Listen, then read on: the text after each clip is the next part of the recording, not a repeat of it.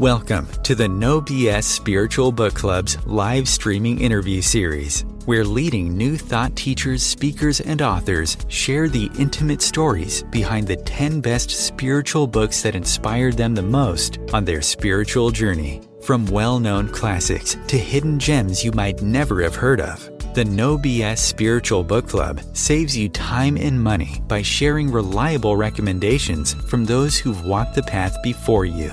The No BS Spiritual Book Club, the only no BS guide to the best spiritual books to inspire your own journey of self-discovery. Here's your host, founder of the No BS Spiritual Book Club, Sandie Sedgbeer. Hello, welcome to episode 2 of the No BS Spiritual Book Club's My 10 Best Spiritual Book List, in which our contributors join me to share the stories behind the books that influence them the most on their spiritual journey. This week, we're face to face with world-renowned singer, songwriter, and musician Miten, who together with his life and musical partner, Deva Premal, travels the world presenting retreats and performing at festivals, concert halls, rock venues, and cathedrals in as many as 25 countries a year. That's quite a schedule. And with a fan base that includes the Dalai Lama, Cher, Robbins and Eckhart Tolle, and recording sales in excess of 1.5 million, wow, we, Miten and Deva, are beloved for their chanting of Indian Sankrit mantras and Miten's spiritually inspired songs. Before we begin, 2 important things. First, a little bit of housekeeping, not a lot, because I'm sure we've all done enough of that these past weeks. But I do want to share that Zoom has said that owing to a huge increase in usage right now, we may experience some intermittent glitches or technical issues. So now's a good time to set a collective intention for a smooth experience. And if you have any questions that you want to ask me, Tim, just type them in the chat window with your name and location, and Sharon, our producer, will read them out for us later in the show. Miten, welcome. Thank you for agreeing to share the stories behind the books that have moved you the most on your spiritual journey. Yeah, thank you, Sue. I'm happy to be with you, Sandie. I don't know if I can say much about the books. I do my best. I'm totally happy to talk about them. I made a list for you, right? I think I made about 15 in the end. You did. And that's a no-no. But what I thought that we would do is several of them are by Osho. So what I thought we'd do is we'd pick the first one on your list, No Water, No Moon. We will talk about that because it was so pivotal to you on your journey.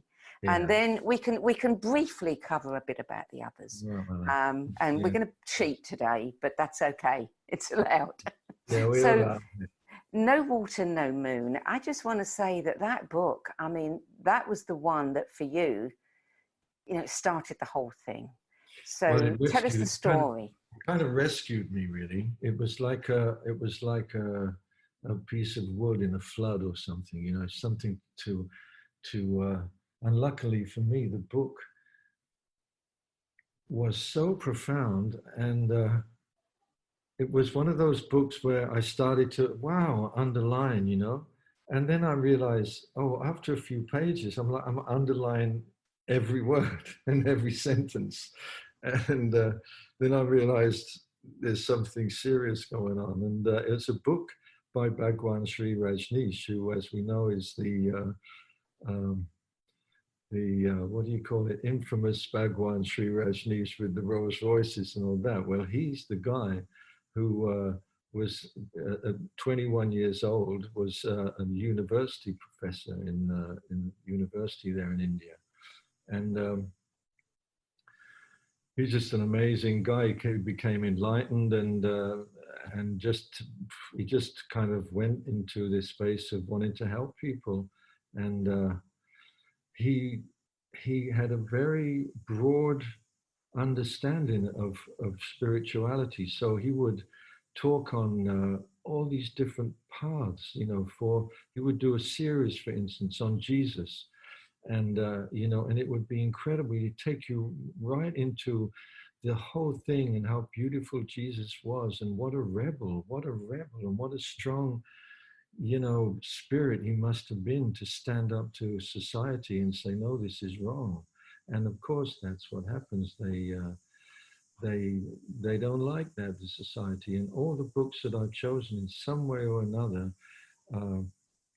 connect me to that rebel spirit that I feel so strongly when I met Osho. He wasn't bothered about respectability. It wasn't his thing. In fact, he was more like,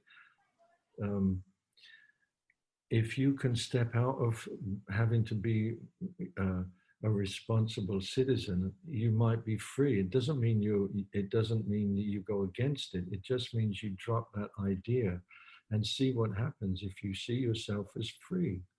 And we had the possibility to live that freedom in the ashram. We were learning how to live freedom, and so it was an incredible time. And one of the paths that Osho spoke upon was Zen.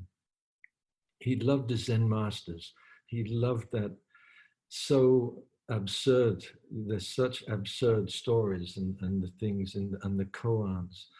It's an amazing world. And he would take us into Zen, and you'd get this very sharp understanding. It's very different to, say, Jesus, And then he would talk us into Tantra, and we would listen and explore the Tantric masters. And also it was like a university of all these different spiritual paths, plus everyday meditation all through the day.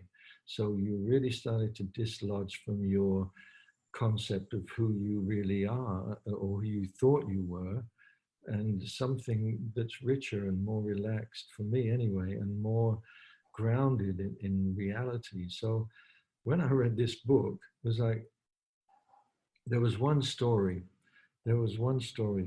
Sandie, that really got me. And it was called, actually the chapter was called by the same title as the book, No Water, No Moon. And it's a parable.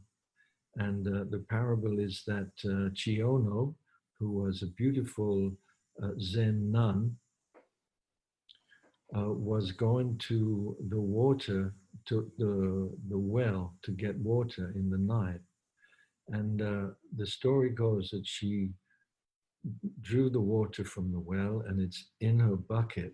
And as she's going back to the monastery, she looks into the bucket and sees the reflection of the full moon. And in that instant, just as we talk about coincidences and synchronistic moments, the bucket broke exactly at that moment. And what happened was that she suddenly saw that her life had been focused on the reflection of reality, but not reality itself. And the moon became the symbol for reality. When she turned around and saw the real thing and not the reflection, the story goes, in the moment she became enlightened. And that for me was a key, because I realized that's my music.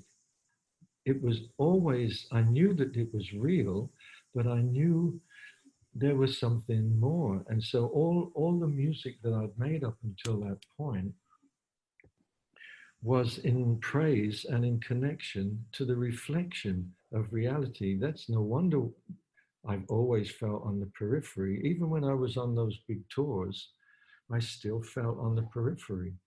And I didn't feel I was at the center of life. Where is it? Oh, I know, it's where Neil Young and Joni Mitchell and all those guys are hanging out. That's where it is. It's not where I am. Or, all that kind of ideas in my head, my young mind. And anyway, I'm subject to it now. But anyway, the fact that book got me from a world of competition and ambition and discontent, and it got me in a world where I turned around and I saw the full moon. I had to go there. I had to go with the bucket to the well. I had to go to Osho. I saw that. I had no real any understanding of spirituality or gurus, even though it was in my generation. My guru was music. I didn't I didn't think about, chanting with George Harrison and Hare Krishna or anything. Or for me, it was all somewhere else because I was not in the world really, So once I found it, Osho gave me the name Prabhu Miten, friend of God. He didn't know I didn't have a friend in the world. I just left the music business. Nobody knew. Nobody knew the record company, the manager, the publicist. Everybody said, "Where did he go? What happened to him?" And I just went. And To then, give it a bit of context there, I should tell people that you were a very successful working musician, and you were touring with and opening for and being featured as a guest musician for bands like Fleetwood Mac, Fairport Convention, Hall & Oates, Randy Newman, Raikou. Yeah, Oh, and you right. just walked away from all of it. Yeah, I did because of one book. Because of one book, and because I said yes to something. What I've learned now is that if I have to make a decision like that, I always say to myself, what is the risk? Go where the biggest risk is, because that's where you'll find God.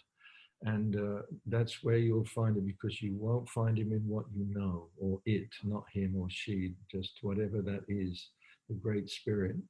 We will connect with the Great Spirit. Of course, we can, whatever we do. But when I have a situation like that, I knew that I had to get away from everything I knew. I didn't know why, because I thought up until that point that everything I was in was great. I thought I was having a successful career. I've got a wife and a young child, and to my peers, I'm like, wow, Andy is touring with Fleetwood Mac, and there I was with my thing out there in front of thousands of people. And that was one of my first moments of meditation, actually, when at Wembley with Fleetwood Mac, because I stood in front of that audience, and the only thing I could see was this white light that was a spotlight on me. And the sound of my guitar was like thunder, because it's like thousands and thousands of people, and I'm used to playing, So suddenly I had this power, and it just like with my guitar, and then I was singing, and I didn't know what it was called back then, but I now see that, that's my first real experience of being in the moment, absolutely in the moment. So when you read the book, and particularly that parable, what went through you? I just was knew it instant? I just knew I had to face up to myself. Up until that point, I'd been hiding. I hadn't been honest. I was happy in that thing that I'd created, but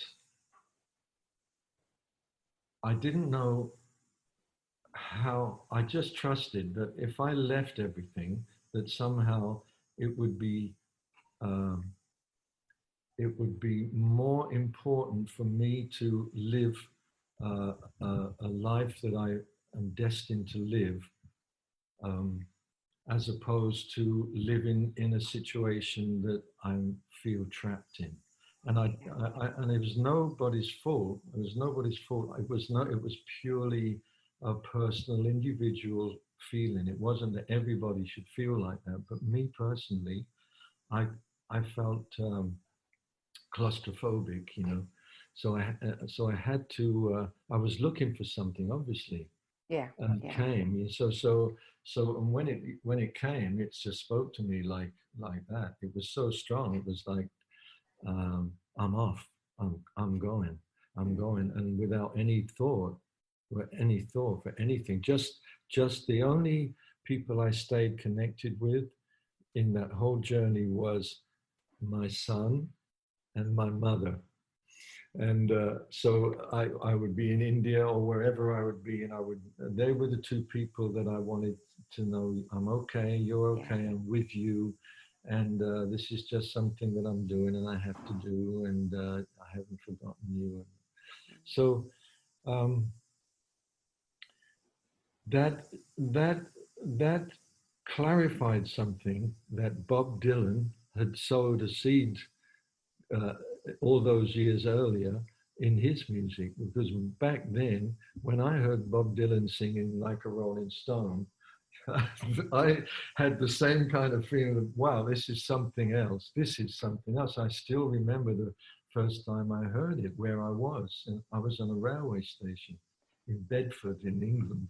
I was a kid, and I heard Like a Rolling Stone. And, it was like Love Me Do, same. Love Me Do, the Beatles. These were avatars. If you go back further, that's what all these books are. The book on Bob Dylan, the Bob Dylan's Chronicles, that for me it's astounding. Just like he is, it's just amazing. It's just to be alive when that guy's creating something is more than enough. So you go back to the Beatles, Love Me Do. These guys were carrying joy, pure joy, pure joy. They didn't know anything else. They couldn't not. I don't know. It was a mystery. But if you look back at that time, when you see mostly girls, screaming, I mean, where does that happen? When actually you scream, and there's thousands of teenage girls just letting off this scream and this scream, I mean, that was had never been before. Mm-hmm. And on that level, and the Beatles were this thing of just creating some kind of joy that goes back. It goes back beyond the Beatles. If you go back to Jack Kerouac, you'll find it in there on the road.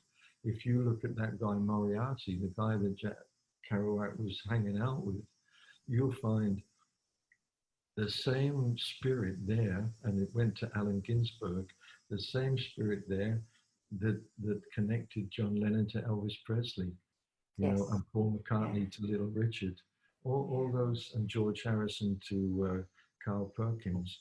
These were the steps in those books. So the list that you've given me, which for those that have just joined us, actually Miten's breaking the rules, but I'm letting him. He came up with 15 books, 4 of which are by Osho, and we'll have a little discussion about the other 3 afterwards. But I don't know whether the list was in order of how you came across it, but you've just mentioned Kerouac, Dylan, John Lennon, 3 of the books on your list. Oh, yeah. Where do you want to go? Do you want to move on to Steppenwolf, or do you want to jump around and just, as they come up? Well, Steppenwolf was big because it came out in the time of our early experiments with drugs. Because back then in the 60s, it was the first time that hashish had been, it was something that's used in India, in all the Middle Eastern countries. It's used as many different things, used as an aphrodisiac, and it's used as pain relief and tension relief, loads of different psychological things. But what we knew when we went back to the jazz musicians of the 30s was that they were smoking this stuff and creating the most astounding music, music that you couldn't understand if you weren't in some kind of altered state. When you listen to, Charlie Parker and people like that, and Miles Davis, there's music there. It's so bittersweet, and then it's also so, it's just got that wild spirit, and some of that wild spirit is what I'm into. That's what I know. I'm not a great singer. I'm not a great guitar player. I'm not a great meditator. I'm just something that's been connected to spirit. And that's why I knew when I came to Bhagwan, who later became Osho, I knew I was in the right place, no matter what. I just knew it. I could feel the spirit. And so when you view world and life from there, you start to see it very differently, and for me, all the lessons all the situations that happened for me in Osho's world, and there was many. I grew up in Osho's world from the time I was 30, which is when I arrived, to this very day. There's absolutely no difference, no difference. So for me, everything there's before Osho and after Osho, really, and after Osho is pretty boring because I don't read much anymore. But back there before Osho, I was hungry, like you, or like all your listeners are. We're spiritually, we want to connect, we want to participate, all of us. That's why we're doing this show. Yeah. It's great that you do it, Sandie. It's your feeling of, I want to share. I want to give myself give of myself, and that's what Osho taught me. Participate. I'm not going to say to you, you have to do this and wave a finger at you. I'm not going to say you have to shave your head or you have to do this, you have to do that. All I'm saying is, I've got some meditation techniques. You might want to try. If you do, you do. If you don't, you don't. But that's how we came to him. When I came, it was like, oh, it's up to me to get up at 5 a.m. and do that meditation because I want to, not because I'm told I've got to do it, because that's what will make me a good monk. It was about take responsibility for yourself, be the you be, and that's the mantras with me and Deva. The only way you're going to know what a mantra is to step towards it and chant it and become friends with it and chant it every night.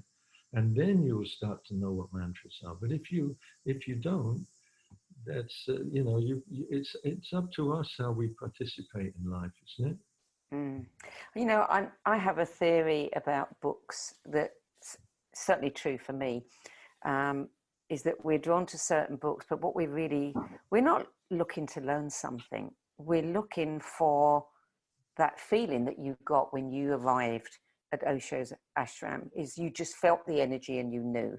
And it's as if something within you just knows it's come home. For me, it was a feeling of, I wasn't looking for information, I was trying to remember something. And once that drops in, everything changes from there. Yeah. And that's, I think a lot of people do find that from books, or at least, they're part of the pathway towards that. Was Osho a reader? Yeah, he was. He had a very vast library. But you just reminded me of a book in that list that I really would like to say something about, Sandie. And it's a book called Boyhood with Gurdjieff. Yeah. Yes. And it's by a young boy called Fritz Peters. And Fritz Peters wrote this book when he was a young man. But the book itself is his story of how he came to be with Gurdjieff in Gurdjieff's commune in France at the age of 11 years old. 11, like Deva Premal, like Deva was 11 when she came to Osho, and Osho gave her the name Divine Loving. I was like, I didn't know her then, but that's such a beautiful story, the little girl. Mm. And Fritz Peters became, what happened was George Gurdjieff took to the boy, and Gurdjieff would say, okay, you're going to be my assistant. And so he would be like called in. Gurdjieff was a crazy dude. He was an amazing guy for sure, But he would be up in the middle of the night and he'd ring the bell for coffee.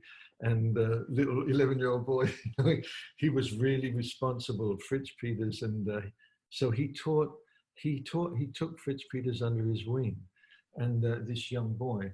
And it was an interesting book because, he talks about, there was some beautiful moments with Gurdjieff, but he also talks about how he didn't really have any respect for the adults there. You know, he thought, oh, they're all just miss the point kind of thing. You know, so he was a rebel, and he eventually. He actually, in the end, it's a sad story now I'm thinking about it, but actually he ended his own life when he wrote 2 books and ended his own life. But he left this amazing account of stories and teachings from Gurdjieff, which you'd never really have received. So it's just a great book into that spirit again, you know, the spirit that expresses itself in that way, you know. And Gurdjieff, you know, like, It's interesting because I was looking at, I haven't read either of the books, Your Meetings with Remarkable Men by Gurdjieff. I was looking at that one, and I was also looking at Fritz Peter's book, and I saw a comment about Gurdjieff's book where he talks about all of his travels and actually was quite open about how he earned money on his travels. And he shocked one reader because he was saying that, he did things that weren't morally right.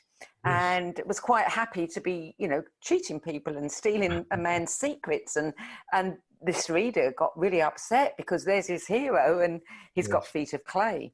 And then I guess to read Fritz Peters, who was actually there and knew him, the 2 books must go hand in hand, I'm sure. You just can't get a handle on these gurus. You just cannot, I mean, are we meant to? Are we meant to? Exactly, yeah. I don't think so. I mean, I think if you come to someone, whoever it is, and you give yourself to them in a certain way that you wouldn't normally, then that in the actual process of doing that and giving that, you've learned something about yourself. And because the guru can't do anything if you think you know something. That's why they're always connecting you with the heart. If you love, it's different. Like Osho could talk so much rubbish sometime, really. He would purposely go off subject and talk about the Pope or talk about Indian politics, where it would be of no interest at all. And then so in there, you start to realize if you don't discuss with him in your mind, if you just, he left big silences within his sentences. If you just dived into those silences, suddenly you'd be in an altered state. Suddenly you wouldn't be listening you wouldn't be listening with the mind.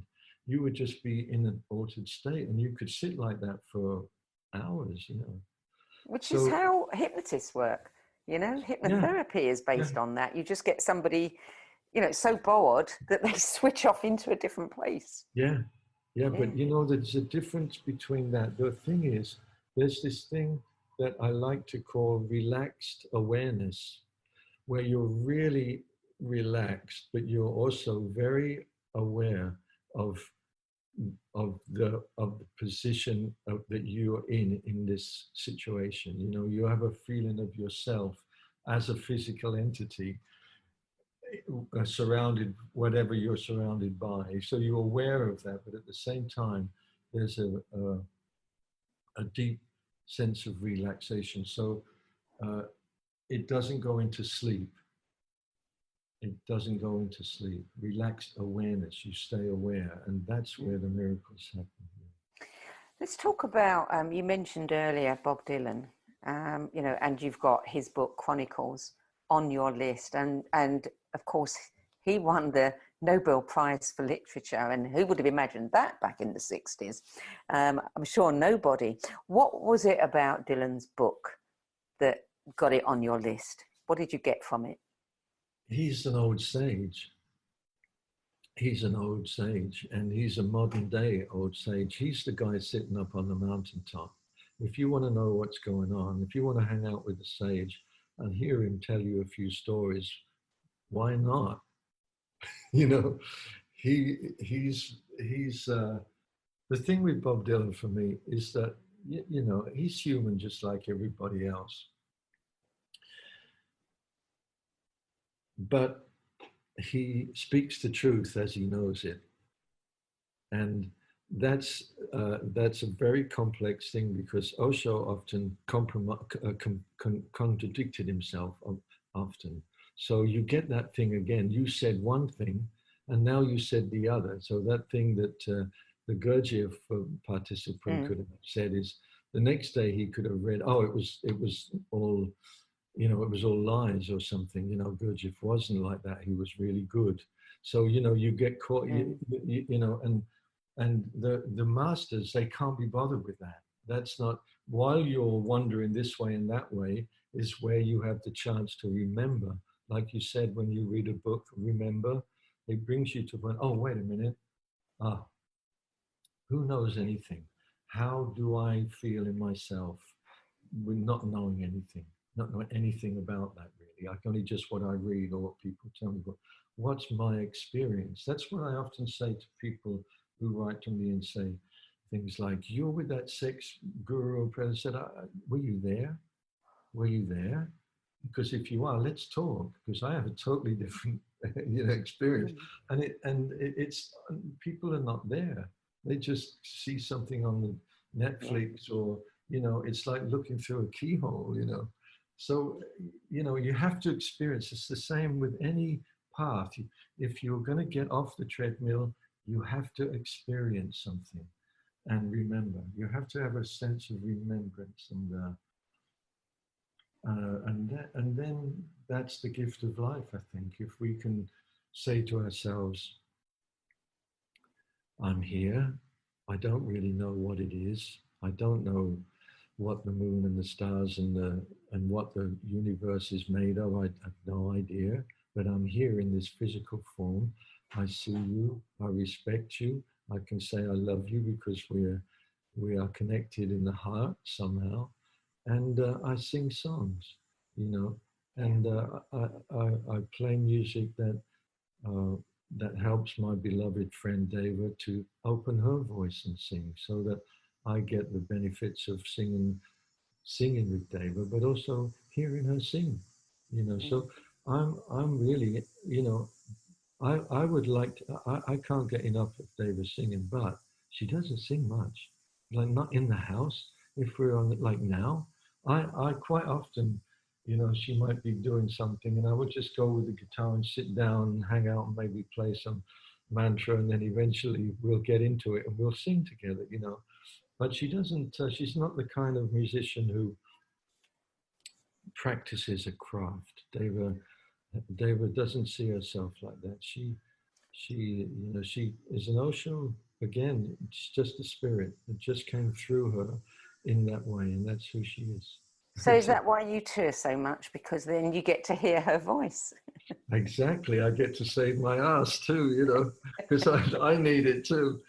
You know? So yeah, I need it, you know. And it's funny because I don't know whether you know this, Sandie, but right now, since the lockdown has happened, me and Deva, we were in Costa Rica, which is where we are now, in Costa Rica.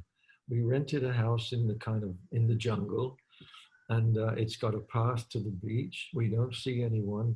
People deliver our food, and we're hunkered down here in the jungle in Costa Rica, you know. And we had to cancel everything. All the South American concerts are cancelled, and but what it gave us the possibility. We said, look, why don't we just tell everyone we'll go online once a day, and we make the time. So we made a time, Costa Rica, 2 p.m. You guys all across the world, we just put it up on our Facebook, on our Instagram. We're going to go live, do a little meditation together. We'll see you there at this time. 50, 60, 70,000 people, you know. Wow. All join in and come into and come into YouTube afterwards and So and we've, ever since that lockdown, we've done it every day, and every day we still do it. And we just sit in front of our iPhone and we take the guitar, me and Deva, we say, hi, how are you guys doing? We go into the meditation of Om, and then helping people to breathe. So we're all breathing in rhythm all over the world. We're breathing in the same rhythm, so that everyone's breathing with Deva as she chants the Om. So we're all chanting. We just chant for a good while, you know, and everybody is like, wow, I really need this. It just slows me right down. Yeah, So, I'm you know, sure. you know, so the, you know, we can't be busy in our bodies like we usually are, but our minds are as busy as ever. So, you know, we have to find ways to slow the mind down. And so we do this meditation every day. So if you and your listeners, or whoever's listening, or you personally, it's on let me see, what's the time, 11, 12. It's in about another 2.5 hours. Yeah, I think that's 1 p.m. Pacific time, 2 p.m. Costa Rica time, yes? Yeah, that could Good. be. Could be. Anyway, you should check it out. It's really so nice, the feeling of all coming together. So that's what Bob Dylan gave me. That's what Good. Bob Dylan gave me. So tell me about the Mysticism of Sound and Music by Hazrat Inayat Khan. Oh my I God. mean, you've got the music and the sound there. I mean, what was that book about, and what did that do for you? It basically talks and helps me to articulate the feeling that I felt when I first came to Osho again, with the music in the ashram and the commune. The music in the ashram and the commune was very different to any other music that I heard. I don't mean it was world music or anything. It was just music made from a different place. And I'd always felt music was about, you know, up until that time, like being something that you could make money doing. You know, a musician, you make money. That's what you do with it. Mm-hmm. And this, for the first time, I came to Osho's ashram. It was like, there was no money. There was no feeling of ambition. There was nothing that other than the enjoyment of playing, you know, and not for anything else. And I'd never experienced, I mean, I apart from when I was a kid, but even when I was a kid, I would play for my mum and dad, and they would go, yay, like this, you know. So this was not for any approval. This was different. It was a music that was saying, thank you. That's it. And it said it in different ways. So the book that you mentioned, he says it, he's left his body now, but he's a revered master of Sufi music. And what he helps you to understand is how the silence is totally, it's without silence, there is no music. So, because it's just noise. So it's the silence, this fragile silence moments that you can hear if you tune into it. The whole thing is in a flow, but it's appeared out of silence.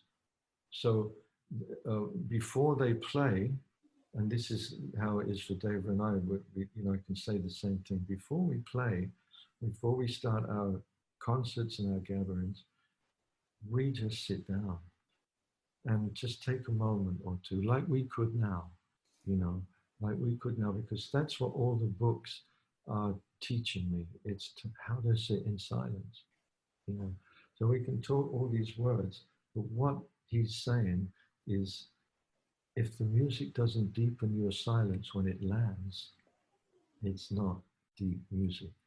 So you have the opportunity to have this music come out of silence. So we're in silence. We're listening just to the sounds in the room. I can hear some birds, can hear a little wind, can hear somebody out there, just in the moment of that. And then if silence is ready, then the music to appear. I'm not saying Bob Dylan did this. What I'm saying is that he taught me there's new ways to look at life and live. And it brought me to realizations about this, so that the music begins out of silence, and when the mantra finishes, it's created a deeper silence than the one that it left. So we go deeper, we go deep there, we're in silence again, and then we bring the mantra, another mantra, we come up, and we go on a journey, and when that journey is over, it lands, and that silence is profound. And when we do that for 2.5 hours, we realize, well, we've all been breathing in the same rhythm. We've all been singing in the same rhythm. So we've created, without even realizing it, a complete field of synchronized breathing. And the chanting, so everyone's using their voices. So the chanting, so it's like, it's like, in a way, what I always imagined church would be like. I can remember my dad taking me to a midnight mass once when I was a little boy, and it's the only time I can remember hearing voices. The only other time I heard people sing, it wasn't much, but they were singing, I remember it. It was magic. The only other times I heard people sing was because I was brought up in, my mum and dad used to run pubs in England. So I was brought up in a pub, and that was back in the 50s. So there was no jukebox. The jukeboxes in England was not there, of course. My mother would be on the piano in the nights on Saturday night, and I would be next to her, like 6 or 7 years old, and I would be around these people all singing.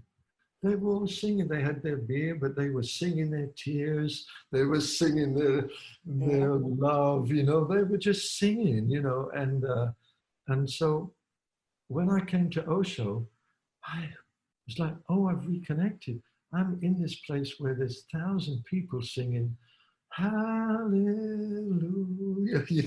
and things like this. And I'm like, God, this is it. This is what I want. And I'm not qualified to play, but I can definitely sing in a congregation. And I just used to love to sing. The universe is singing its song. The universe is dancing along, these very childish, but childlike poetry that just was so simple, but it didn't care to any of us because it said it the way we felt it. Yeah. Has there been any book that has actually moved you to make music?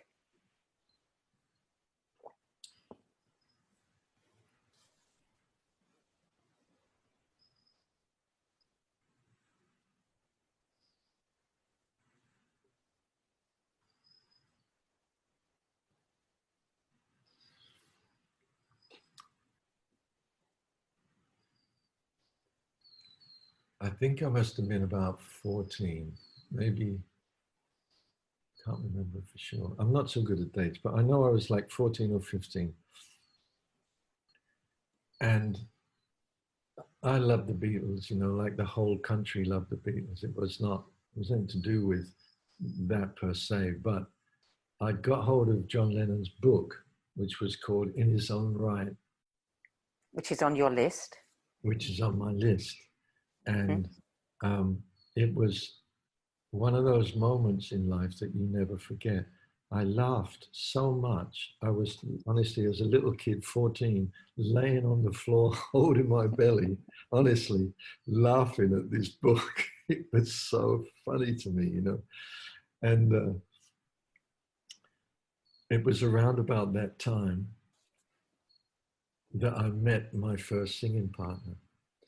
And he was 16 and I was 15, and it was that same time. And John, that laughter opened something in me. I didn't know what it was at the time, but my father had given me a guitar.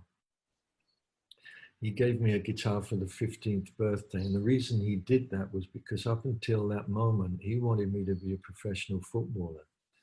And I was playing in youth teams against big clubs and all that. I was kind of good, but I didn't have the spirit for it. I I didn't have that competitive spirit strong enough to become a professional footballer, and I knew that, but I didn't. That's what they told me, but I was pushing against it, and my father was pushing me more to it. And then the Beatles came along, and I started to grow my hair long, and I started to just want to sing and listen to them all the time. And you know what? My father, he got it. He got it. And they called me into the bedroom at Christmas, and he said, look under the bed. And there was my first guitar. And it coincided with all this time of laughing at John Lennon and getting this guitar, and then meeting my old friend. His name's Richard Garrett. He's my age. He's about 73, something like that. And he's been my mate from that moment. We met, like all great rhythm and blues artists do, at a train station, like Mick Jagger and Keith Richard. Only our station was Luton Station, and he was a mod.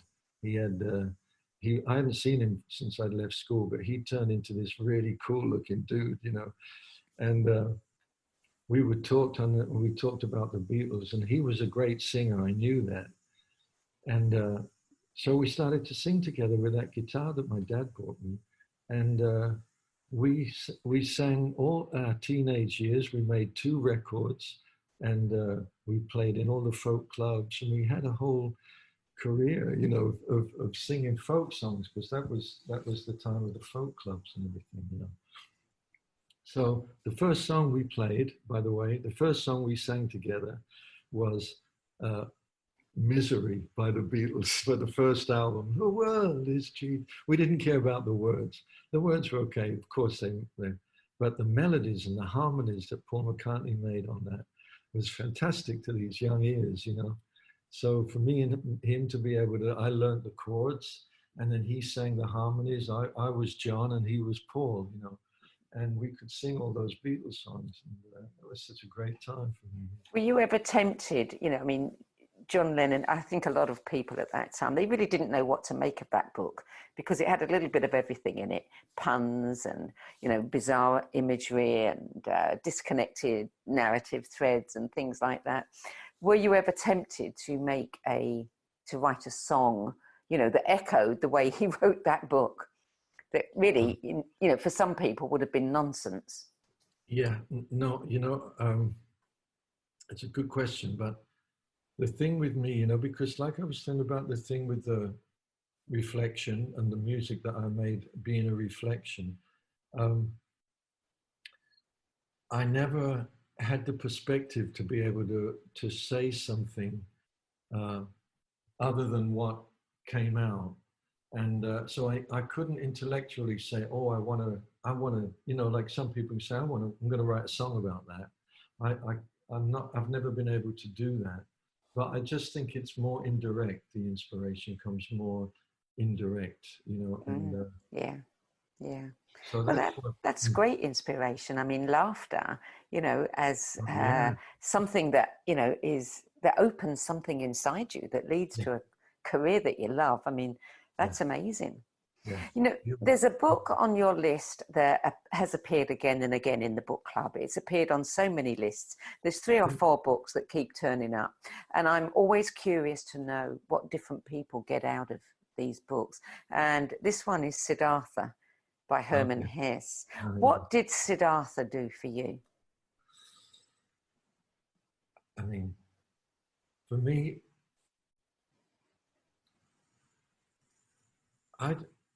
I've got to a point, you know, my father, as I say, my father was he was brought up Catholic. He was an Irish, came from Ireland, Irish Roman Catholic. And so when I was in my teens, going up to my 20s, and, you know, I've been experimenting with it, been aware of drugs and what, by smoking cannabis and marijuana and taken some LSD and seeing what that was, all this stuff. And I remember going to church one day on my own, because I thought, I've just got to see if it's there. because if Bob Dylan has become Christian, then he never lied to me, that guy. He only told me the truth as he saw it. So I liked all his stuff, even when I didn't. I liked it, and I felt like, I'm going to go to church. I'm going to see, And so I went back to church one day, and it wasn't there for me. It wasn't there. That spark that I'd felt all the way through my life, that spark of spirit that I felt when I was laughing and holding my belly, it's just a spark again. It's the same thing.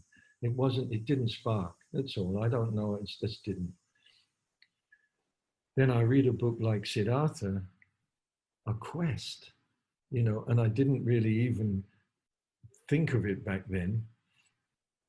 But it opened the door again intellectually. I can't remember much of it, but I know that without that book, I wouldn't have known that I could walk out of my old life and go to see a guru. I wouldn't have had that kind of concept. He gave me that, Herman Hesse. He gave me this feeling of Siddhartha and the other one, the one, what's it called?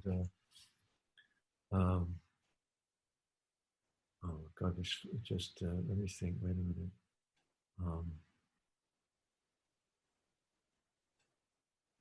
It's on the tip of my tongue. What's the other very famous? Not the Steppenwolf book. Yeah. I related to him, even though I was younger. I related to being isolated somehow and watching and looking at society, but not being part of it. And so often I was in group vans, band wagons, group vans, going from one place in the middle of the night somewhere.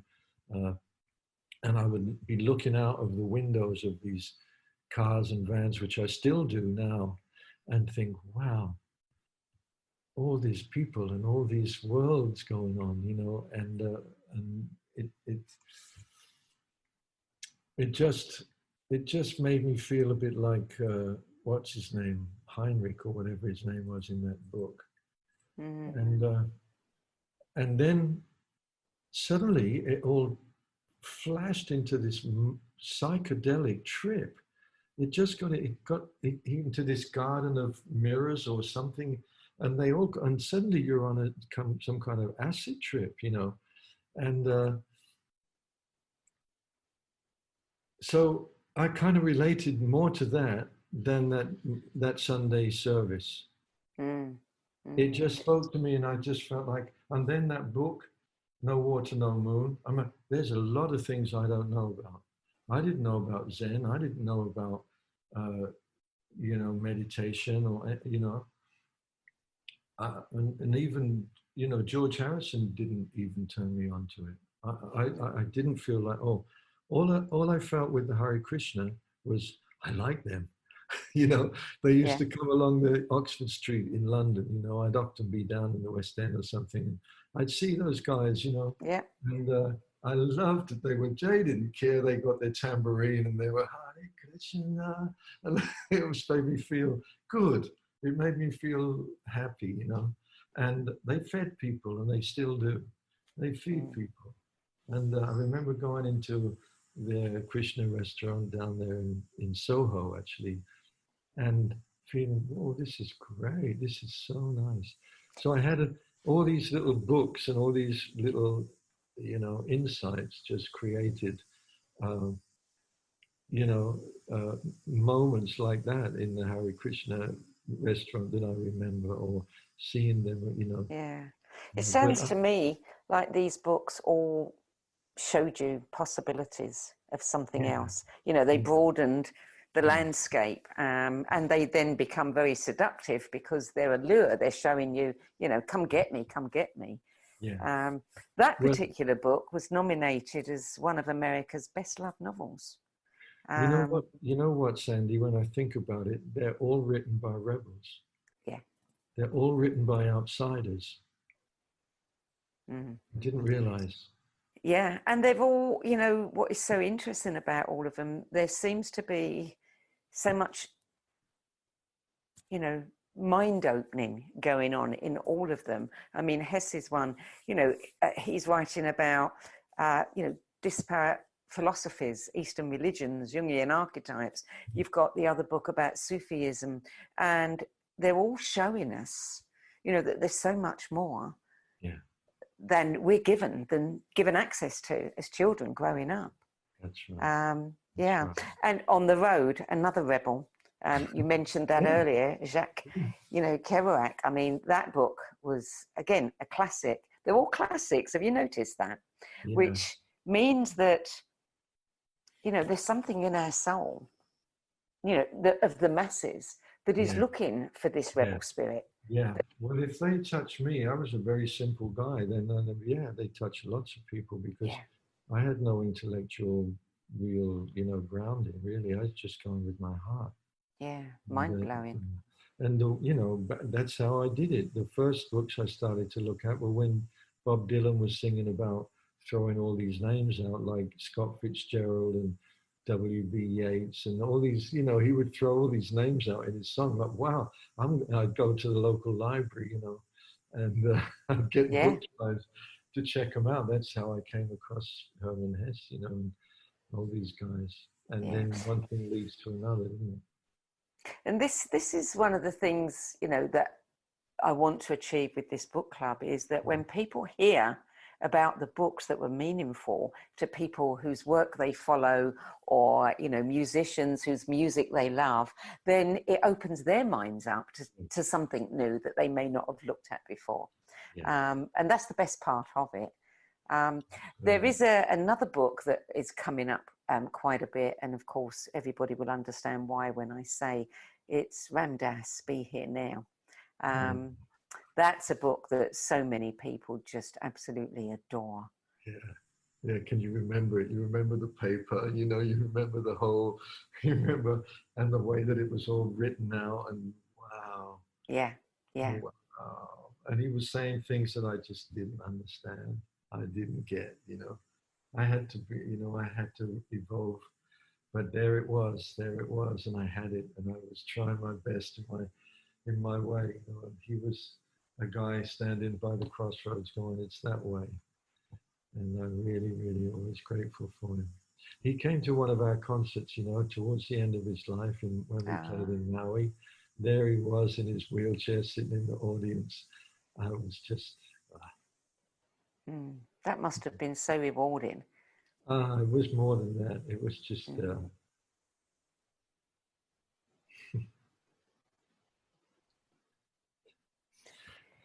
There are two books in your list that are quite similar in a way. One is The Journey Home, Autobiography of an American Swami. And this is a young guy who goes, from the suburbs of Chicago, who leaves at the age of 19 and goes to the caves of the Himalayas. And then he ends up becoming a respected spiritual leader himself. And then you've got a second book of someone who did something similar, which, it's interesting that there are two books of the same ilk. Paul Brunton, who went on a search in secret India, is the title of his book. And he also has been very instrumental in the, the spread of Eastern mysticism. So you clearly like these books of people going off just like you did to find themselves. Yeah, it looks like. That's true. That's true. That's true. There was one really nice story that I have about Swamiji.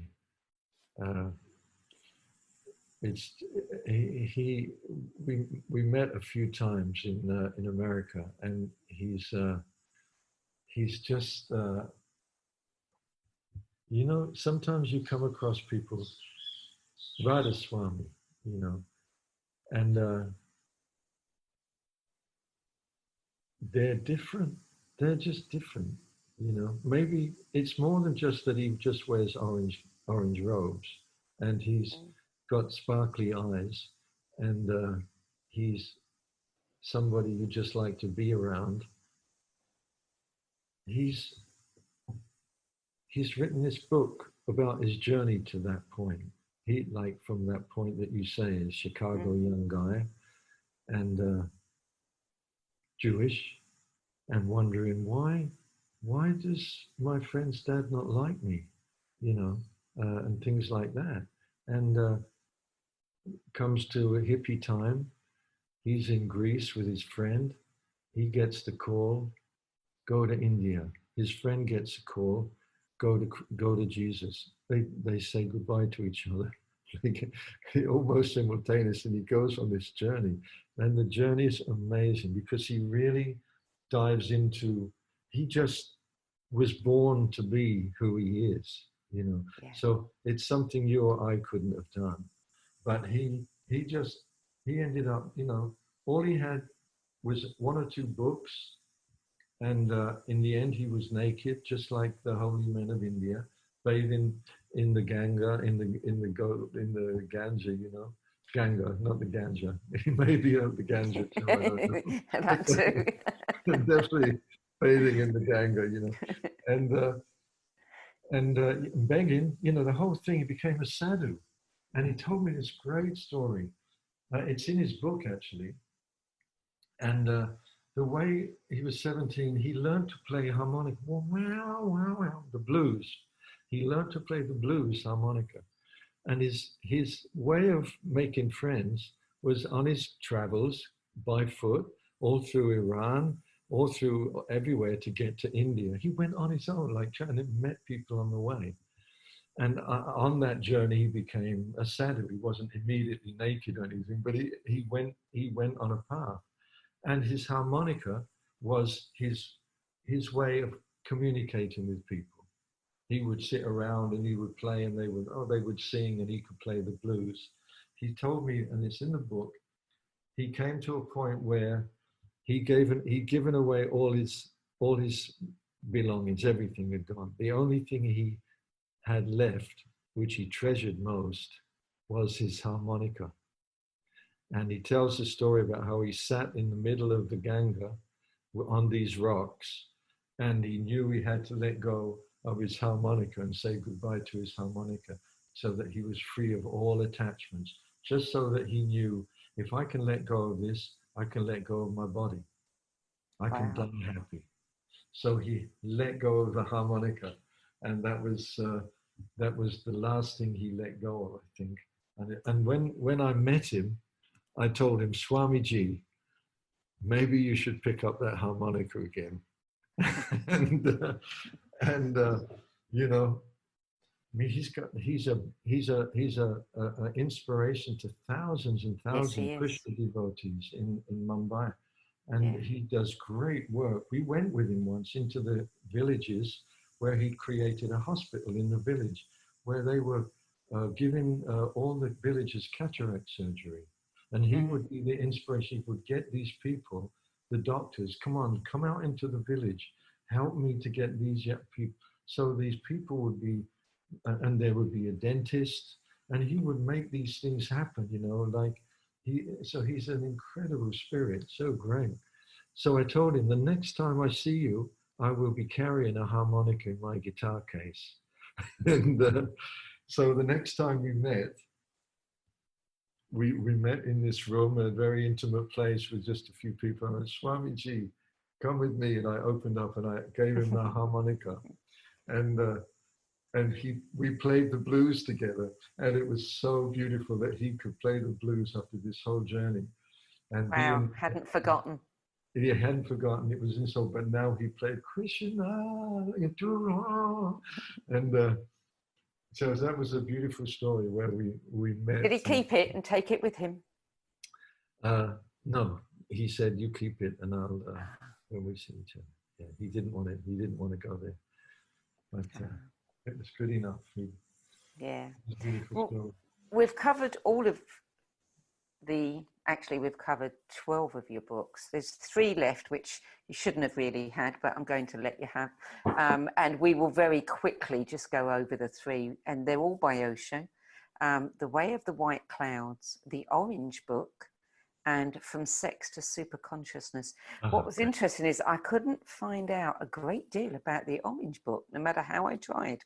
Isn't So it I don't know why that is, but you know, these books in particular, you know, what did they just mean to you? just to make it very clear, really, the Orange Book was like a little. It was like a little flame. It was like a little flash. It was only small, and it was orange, called the Orange Book. And it was 108 meditations that Osho gave in the book. So it was priceless. It was like, wow.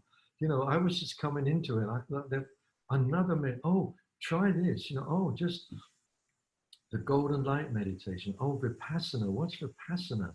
Oh, wow. You know, there were just page after page. So it was an incredible book for me. It was called the Orange Book, and I never knew where it went. I had it for years, but you know, everything from those days are gone now. But yeah, that was a big book for me. And From Sex to Super Consciousness was the root of the whole thing, because I knew that there must be a way to raise sexual energy up the chakras so that we don't get stuck in this thing of reproducing reproductive basic urge that we have to recreate, and that it's manifest in the way that we manifest it. So it was like it's our survival energy. It's the base chakra. It's the base chakra. It's the one that survives. It's the one that keeps us on fight or flight. It's that one. It's the one that reacts and responds to danger. All that stuff, the one that recreates its species. So that's a real basic energy. And if you go up to like the heart energy, you'll find that there's such more space. You actually start to feel compassion for people that before you would have fought against. You come to see, oh wow, wait a minute, there's more than one way to see life. And that's the heart. That's Osho moving us up from sex to super consciousness up. And if you're in the heart, what happens if you move up? What exercises do we have to move this energy up to the third eye so we can start to really feel a different energy? And it's all come from that basic energy, which right now, as we're experiencing the third eye, we're not feeling it down there. It's not, it doesn't apply right now. So, you know, and that's the way, helping it to move up and to the seventh chakra, and that's the Gayatri mantra in short. That's what we learned with the Gayatri, that the Gayatri mantra does that and said in the same way. You know, one of the notes I've got on that book, you know, it says that Osho said that sex is man's most vibrant energy, but it should not be an end unto itself. Sex should lead man to his soul. Yeah, exactly. Yeah. Exactly. And that's beautiful. We're just stuck with it all our lives. It doesn't go away, I can tell you. No. Yeah. Well, we've covered all of your books, all 15 of them. And I won't let you forget that one. You're going to be the only person who's allowed to do that. I know. You got me there. But I don't know if anyone has any questions they want to ask. If you do, now is a good time to post it, and Sharon can read it out for us. Hi. This one's from Jane. A great conversation with the master. The essentials for growth, rebel spirit, go where the risk is, a heart open to the feeling of home. I've tried to live this too. It's not always easy, but I believe there is no other way. Does your transformation continue? Is her question. Yes, my love, it does continue. It does continue. That's that song, one step at a time, you know. It's like inner travel is like, it's the same as going into space. You just keep going. It's your inner world is as vast as your outer world. So it's a continual adventure. Look at me.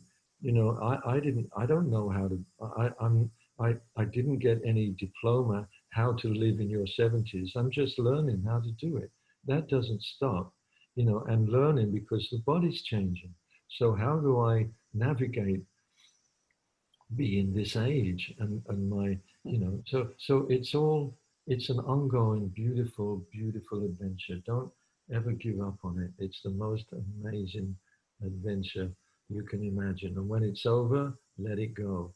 Don't hold on, just let it go. And that's what I'm doing. When it comes my time, be happy for me, because I've lived the most amazingly beautiful life. And when I let go, I'm going. I'm going. I'm not going to be hanging around you. I'm off. And I'll leave you with whatever I've left you with. Second chance. The movie Living in a Material World about George Harrison, that movie impacted me very deeply, especially when his wife tells about what happened in that room when George died. And, she says, you can tell just by the way, her face, her physiology, her body language, that it is hard for her to speak about because it was just so profound. But she says, let's just say that if you'd had a camera crew there, you wouldn't have needed any lights. And she said that he consciously prepared for his death for many, many years. Is that something that you think about? Is that something you work towards? Or do you just know that you're going to go consciously? I'm making friends every day with death. I'm looking for him around the corner, around this way, around that way. Oh, there she is today, I just, oh, she's coming. She's not here yet. Or whatever. That's how it is. I don't know. But, if I had a choice, if there is any God listening, I can put in a request for the way I go. I would like to, I would like to die in the middle of the Gayatri Mantra on stage with like a few thousand people all singing with us. And the most highest blissful moment of my life is always when we chant the Gayatri Mantra together with thousands of people. Nothing compares with that.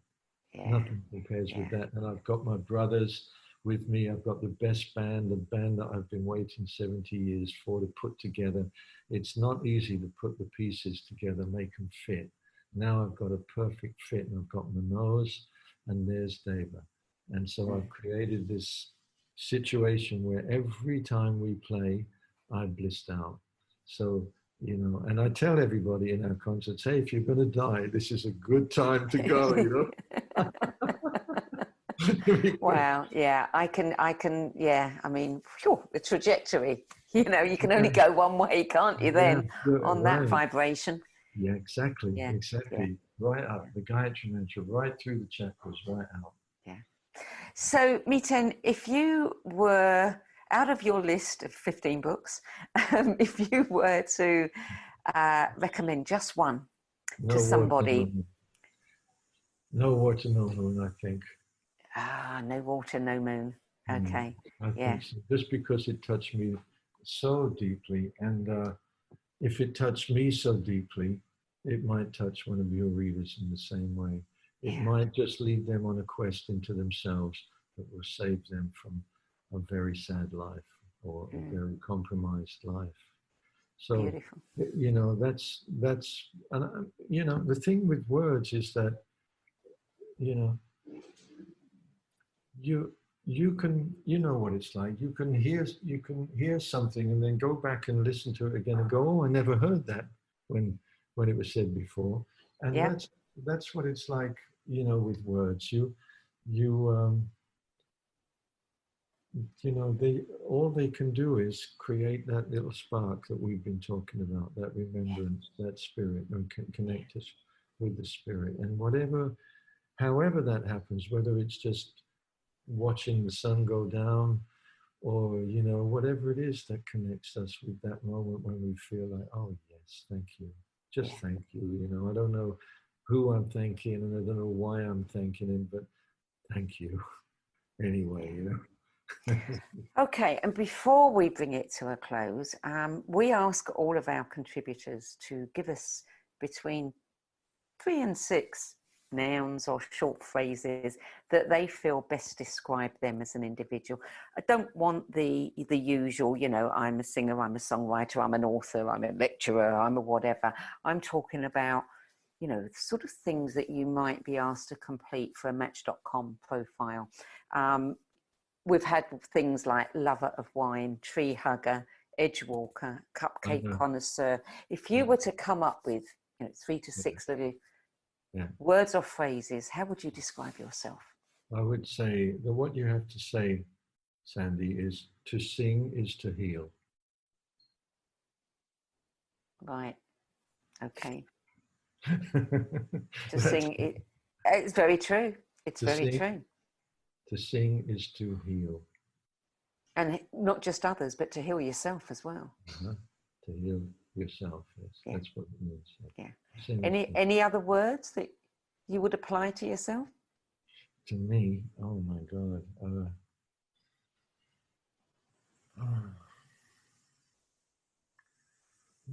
Rebel. Rebel's got to be there. Rebel? Rebel? Yeah, I don't know. You say, I don't know. You know, it's difficult for me because, okay, I'm looking at myself now. I'm trying to look at myself and say, what do I want to call myself? And I think what happened was, I think I escaped all that from Osho. I don't think I have an identification in that way so much. I could, like you say, I could call myself a songwriter, or I could call myself this or that. But if I, the only thing I can say is, in that way, you know, if you want to know who I am, sing. To sing is to heal. Sing, and find your voice. Really, find your voice. Whatever it is, you don't have to be Pavarotti to sing a mantra. You just have to connect with it, and don't be scared. Don't be scared. Don't care what people told you about you can't sing. Don't go there. You can easily go beyond that. Mantras can take you beyond that, because all you're singing with the mantras is one note. If you sing the Om mantra with Deva, you can sing, and all Deva's doing is chanting Om. And that's, we just put that up on Spotify and everywhere for everyone right now. So we can all just tune right into the Om. You don't be a great singer, but you'll start to find your voice. And if you don't, then it means you don't want to step into something new. And it's okay too if you want to be where you are. But if you want to step beyond where you're at right now, sing. If you're scared, you can't be scared and sing at the same time. No, you can't. So if you're feeling fear, if you're feeling any kind of fear, find something to sing. Sing anything. And the fear is gone. Miten, thank you so much for joining us today. It's been wonderful to have this time with you and to speak with you. Please give our love to Deva. Tell her we're really looking forward to hearing about her 10 best list next month. And yeah, thank you. Thank you. Oh, it's been an absolute pleasure and a privilege. Oh, thank you, darling. It's been nice to see you again, hang out. And happy to and I hope that I know you've got this massive tour that was booked from May to November, and I was very excited to see that you were planning to be back in London in October. So I hope by then all of this will have disappeared and you'll be on the road and I'll be able to see you in London. Oh, that's a nice one. I like the London concert. It's at the Union Chapel, I think. Yes. It's great.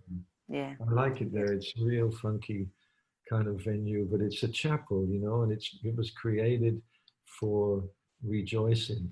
Whatever went on in there, I don't know. Of course, there's everything, but the basic concept, rejoice. You know, that's why we come to the chapel. So and that's a great word to describe what you do in all your performances. It's just sheer rejoicing, isn't it? Yeah, rejoice. Yeah. Rejoice. Okay. Well, thank you. And we'll let you go now. And I'll just remind everybody that for more information about Miten and Deva's music, their work, their upcoming tour schedule, which we hope will be back on track very soon, And not to forget their fascinating Medicine of Mantra video series in partnership with top doctors across the globe. It's well worth watching. That is very well worth watching. Can I just say, Sandie, just to emphasize again this daily online meditation that we're doing, I want people to know, because we're getting thousands of messages, people saying, God, I look forward to this every day. So it's really something that can help support your readers and your listeners in these very intense times. It's a portal into what we've been sharing here. So that's 1 p.m. Pacific time. It's every day. I don't exactly know the time, but it's it would be, I think, every day at 2 p.m. Costa Rica time, which is that right? Yeah, that's 1 p.m. Pacific and 4 p.m. Eastern, which makes it 4, 5, 6, 7, 8, 9 p.m. UK time. Yeah, so it's at a good time when lots of people can actually join. And will they find it on your website or your YouTube channel or both? Just go to Facebook, our Facebook page. Okay. Just go to the Facebook or the Instagram. If you're on Instagram, go to it's on Instagram and Facebook simultaneously. So if you just go on one of those pages, put our names in, you'll come up to a live thing, and there we will be. Good. Look forward to it. I'll join you tomorrow. Well, I'll be inspired. We're going to do it in a couple of hours. So I may even join you today then. Well, I'm inspired by our talk, so it's going to be interesting and nice to play to everyone today. Great. Okay. Right. Well, if you enjoyed this episode of the No BS Spiritual Book Club's 10 Best Spiritual Book Series, we'll be posting it on our website, our YouTube channel, and on OMTimes Magazine's Facebook page next Wednesday. So do please share it with your friends. And I hope you'll join me here at the same time next Wednesday, when we will be face-to-face with one of America's most inspirational spiritual teachers, public speakers and authors, Iyanla Vanzant. So that's it for today. Thank you for joining us. Till next week,